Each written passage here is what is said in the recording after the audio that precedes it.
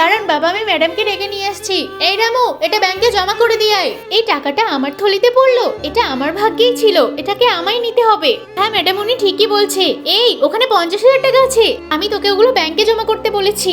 জানি না ম্যাডাম ওনার থলিতে কি করে পড়ে গেল, হয়তো ওনার ভাগ্যেই আছে, ওনার থেকে তো আমরা কেড়ে নিতে পারবো না। এই চুপ কর বলছি, টাকা নিয়ে আবার বাহানা, যা ব্যাংকে রেখে আয়। এই টাকা যেখানেই রাখো, ঘুরে ফিরে দেখবে আমার কাছেই ফিরে আসবে। ওই বাবা ঠিকই বলেছে, এই টাকা আমি জমা করতে পারবো না, যদি হারিয়ে যায় আপনি আমার স্যালারি থেকে কেটে নেবেন, আপনিই রেখে আসুন। আরে ঠিক আছে আমি রেখে আসছি, টাকা নিয়ে আবার এত বাহানা করছে। আমিও দেখবো বাবার ভাগ্যে টাকাগুলো কোথায় থাকে, সবসময় খালি এরা মিথ্যে কথা বলে।